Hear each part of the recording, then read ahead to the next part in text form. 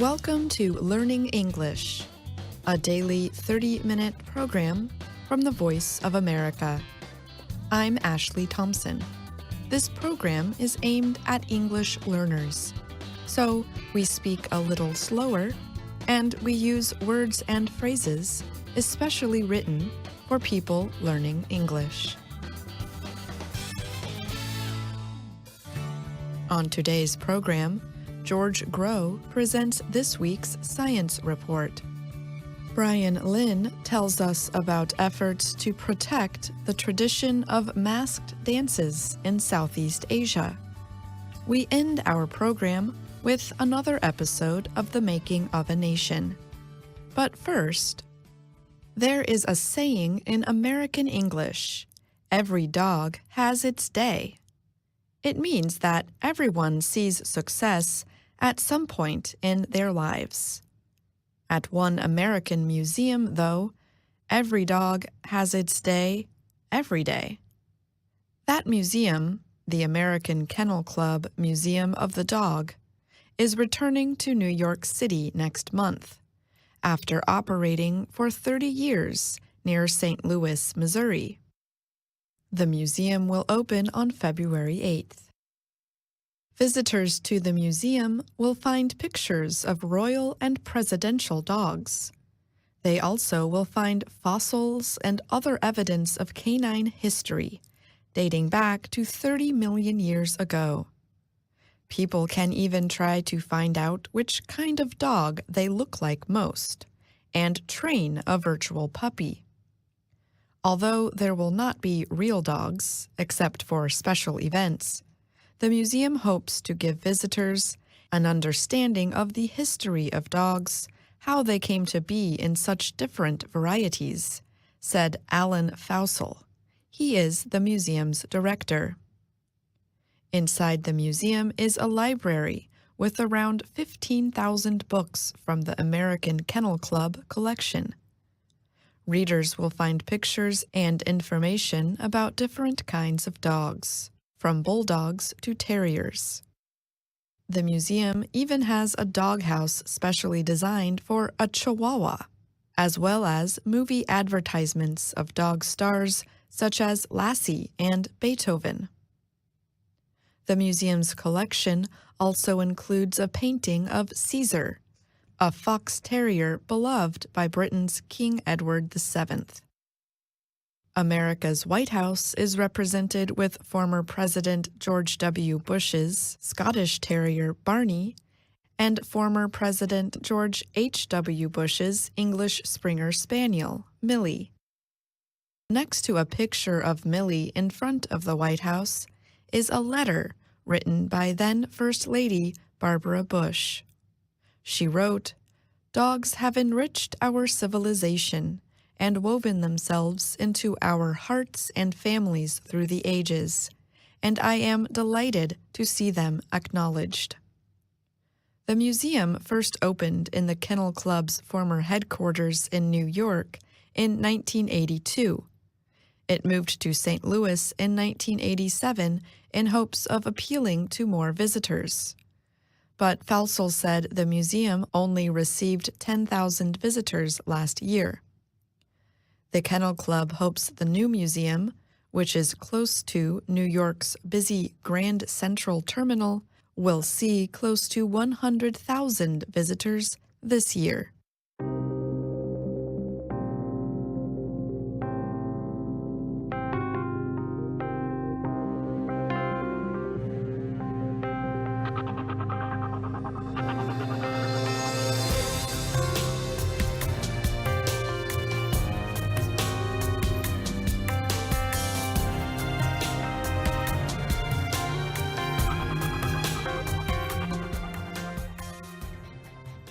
Cambodia's centuries-old tradition of masked dance was almost completely lost during the genocidal rule of the Khmer Rouge.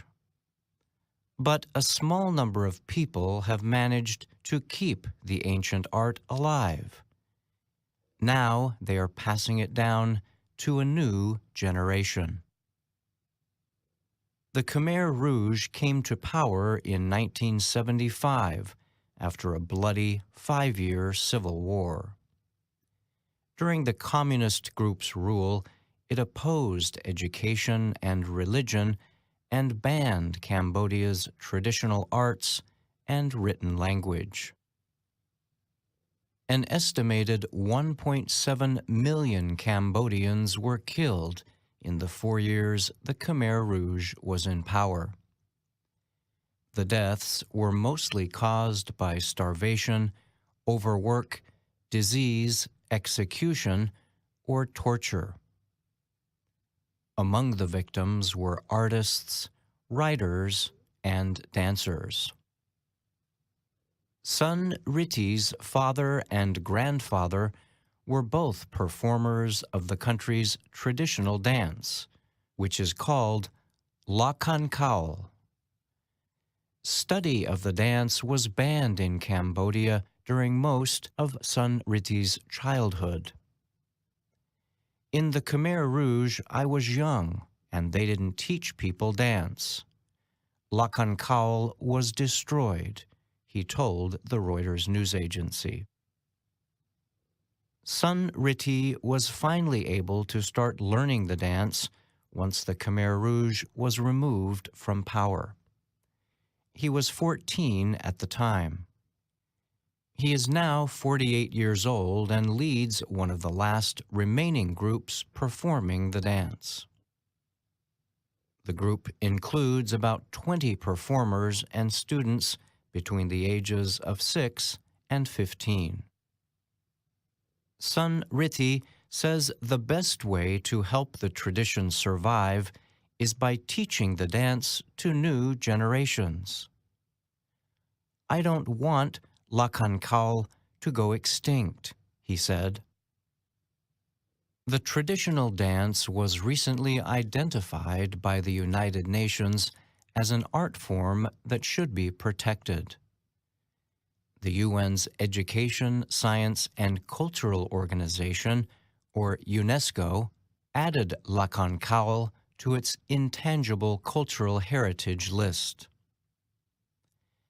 Different kinds of the dance are performed in other nations in Southeast Asia as well. The dancers wear colorful painted masks that are made to look similar to characters from an ancient poem. The poem is called Ramayana. It tells the story of a prince who rescues his wife from a demon with help from an army of monkeys. People who study the dance recently rehearsed at a special theater at a Buddhist temple outside Cambodia's capital, Phnom Penh.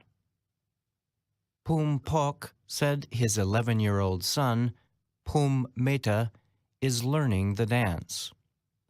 I want to have my son trained to perform so that in the future we won't lose the ancient art, he said. Cambodia's Minister of Culture and Fine Arts, Phuong Sakona, said the dance needs to be protected. She urged all people to get involved to help. Elderly performers are trying to preserve the dance, she told Reuters, but it is up to young people whether they agree or not to receive knowledge from the elders. Neighboring Thailand's version of the dance has not suffered the same problems. But dancers there also see the importance of bringing the art to a new generation of performers. In Thailand, the dance tradition is called Khon. It is based on royal history. Many Thai schools and universities now teach the dance. Mom Luong Pongsawa Sukhasvasti followed in his father's footsteps in making Khon masks. He started doing so at age 10. Now he is 67. He still makes dance masks by hand from his home in Thailand's Ayutthaya province, north of Bangkok. Pongsawa said each mask takes about a month to complete. He says he hopes the UNESCO listing will raise awareness of the issue. Teachers now must do more than teaching the dance. They need to help students understand the roots as well, to preserve it, he said. I'm Brian Lynn.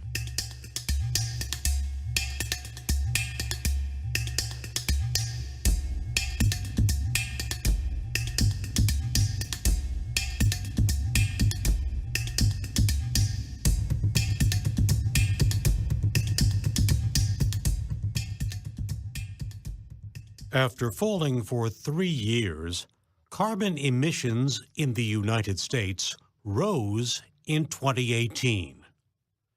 That information is based on early estimates from an independent research group. The Rhodium Group studies U.S. emissions of carbon dioxide, a gas linked to rising temperatures in Earth's atmosphere. Its new report estimates that the country's carbon emissions increased 3.4% last year. This would be the largest yearly increase since 2010, when the nation was recovering from a financial crisis known as the Great Recession. The research also suggests that the American coal industry continues to struggle because of low-cost, plentiful natural gas.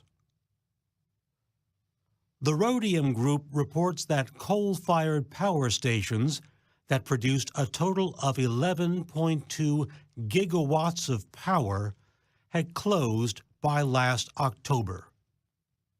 Even more were expected to have closed over the following months. If confirmed, that would make 2018 the biggest coal plant closure year on record. Natural gas is now by far the energy of choice in the United States. The report credited gas for an increase of 166 million kilowatts an hour through October. American power consumption and carbon emissions increased in 2018. The transportation industry was largely responsible for the nation's record emissions. Demand for gasoline, the fuel used in most motor vehicles, decreased. But increases in the demand for other fuel, such as diesel and jet fuel, made transportation the industry most responsible for U.S. carbon emissions. The report said another big producer of carbon emissions is the construction industry. Emissions from buildings and homes also were up last year, partly because of very cold winter weather in parts of the country. The Reuters news agency reported last week that the U.S. Environmental Protection Agency did not answer its questions about the report.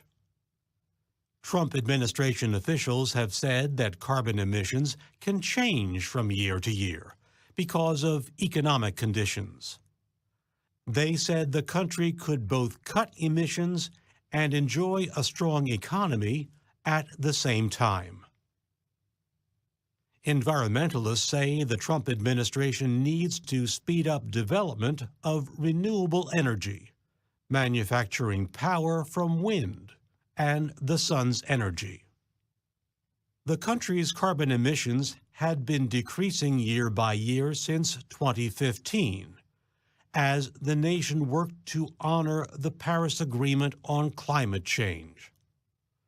But even with those reductions, the United States was unable to meet reductions agreed to by the administration of former President Barack Obama. Officials from almost 200 countries gathered at United Nations headquarters in 2016 to sign the climate agreement. Under the deal, the United States promised to cut its carbon emissions by at least 26% from 2005 levels by the year 2025. But in June 2017, President Donald Trump announced his decision to withdraw from the deal. The U.S. will officially withdraw in 2020. I'm George Grow.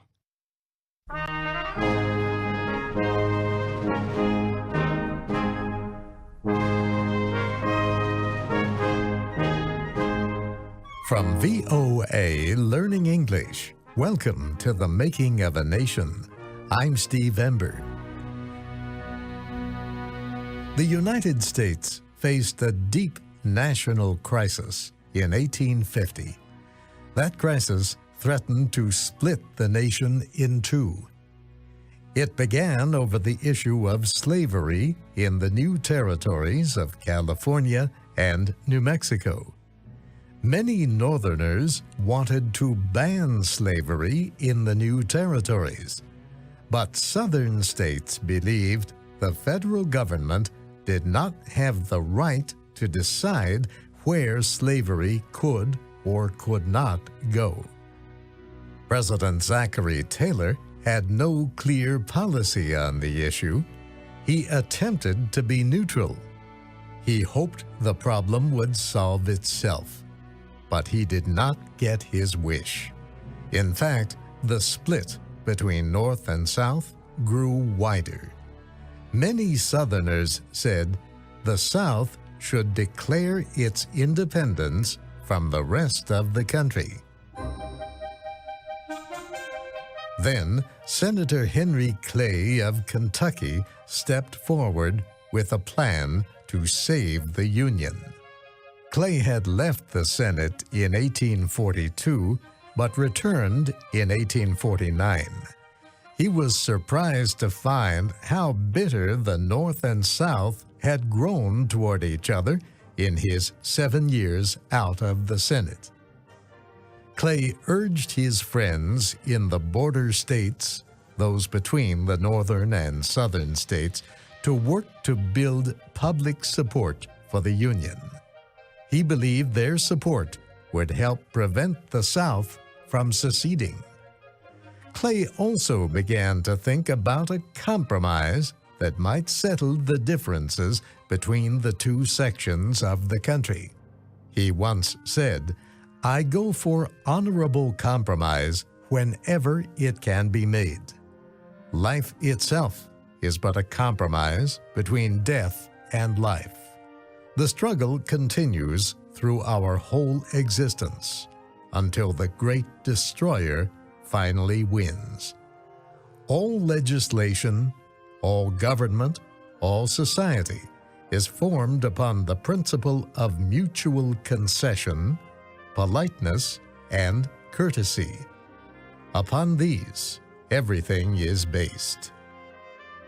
Clay was sure that a compromise between North and South was possible. Near the end of January in 1850, Clay completed work on his plan. Most parts of it already had been proposed as separate bills. Clay put them together in a way that both sides could accept. Clay proposed to the Senate that California join the Union as a slave-free state. He said territorial governments should be formed in other parts of the Western territories, with no immediate decision on whether slavery would be permitted. Clay proposed the western border of Texas be changed to give New Mexico most of the land disputed by them. In exchange, he said, the national government should agree to pay the public debts that Texas had when it became a state. He proposed that no more slaves be sold in the District of Columbia for use outside the federal district. But he also said that slavery should not be ended in the district unless its citizens and those of Maryland approved. Clay said a better law was needed for the return of fugitive slaves to their owners. And he proposed that Congress declare it had no power to interfere with the slave trade between states. Senator Clay believed these 8 steps would satisfy the interests of both the North and the South. Senator Jefferson Davis of Mississippi declared that Clay's compromises did not offer anything of value to the South. He said the Southern states would accept nothing less than extending the Missouri Compromise line west to the Pacific Ocean. Extending the line meant that land to the South would be open to slavery.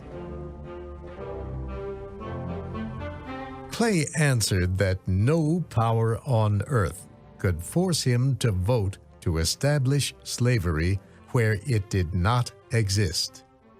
He said Americans had blamed Britain for forcing African slavery on the colonists. He said he would not have the future citizens of California and New Mexico blaming Henry Clay for slavery there. Clay said he did not want to debate, but wished that the senators would think carefully about his proposals.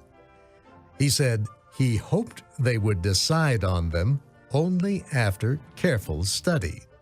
He asked them to see the proposals as a system of compromise, not as separate bills. Clay expected extremists on both sides to denounce the compromise, but he believed the more reasonable leaders of the North and South would accept it. 1 week after Clay first proposed the compromise, he rose in the Senate to speak in its defense. The Senate hall was crowded.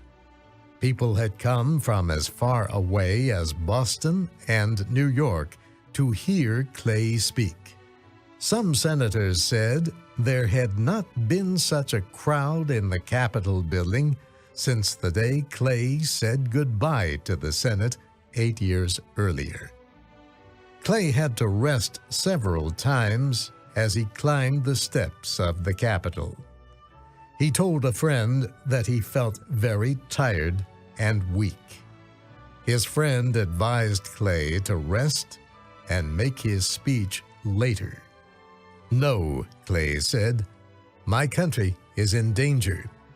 If I can be the one to save it from that danger, then my health and life are not important."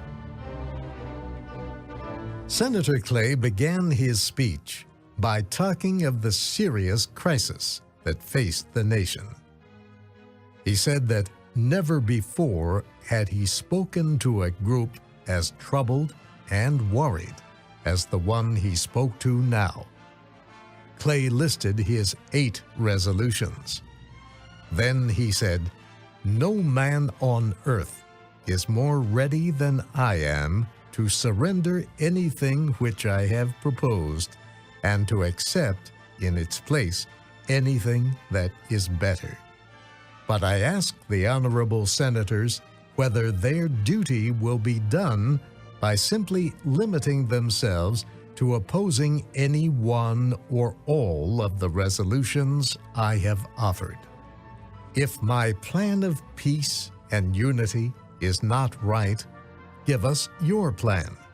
Let us see how all the questions that have arisen out of this unhappy subject of slavery can be better settled more fairly and justly than the plan I have offered. Present me with such a plan, and I will praise it with pleasure and accept it without the slightest feeling of regret." Clay said the major differences separating the country could be settled by facing facts. He said the first great fact was that laws were not necessary to keep slavery out of California and New Mexico. He said the people of California already had approved an anti-slavery state constitution. And he said the nature of land in New Mexico was such that slaves could not be used. Clay said there was justice in the borders he proposed for Texas. It would still be a very large state after losing the area it and New Mexico each claimed. And he said it was right for the United States to pay the debts of Texas because that state no longer could collect taxes on trade as an independent country. Clay said there was equal justice in his resolutions ending the slave trade in the District of Columbia and strengthening laws on the return of runaway slaves. He said the South, perhaps, would be helped more than the North by his proposals, but the North, he said, was richer and had more money and power. To the North, slavery was a matter of feeling, but to the South, Clay said, it was a hard social and economic fact. He said the North could look on in safety while the actions of some of its people were producing flames of bitterness throughout the southern states. Then Clay attacked the South's claim that it had the right to leave the Union.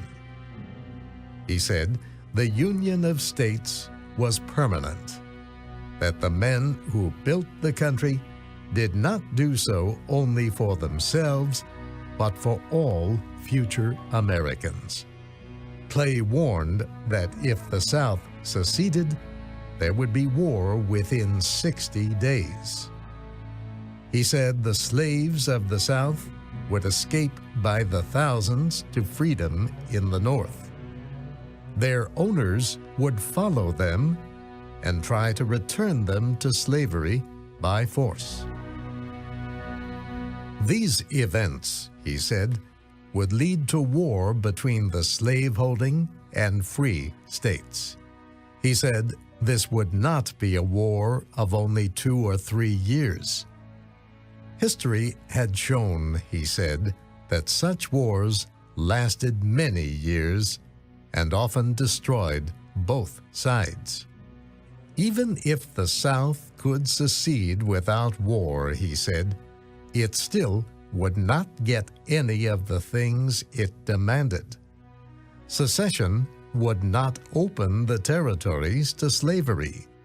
It would not continue the slave trade in the District of Columbia, and it would not lead to the return of slaves who escaped to the North. So, said Clay, the South would not help itself by leaving the Union. His 2-day speech gave new hope to many that the Union could be saved. But extremists on both sides opposed his plan.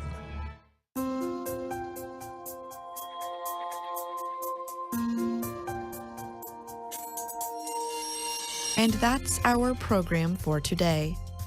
We will be back tomorrow with more stories and information from around the world. I'm Ashley Thompson.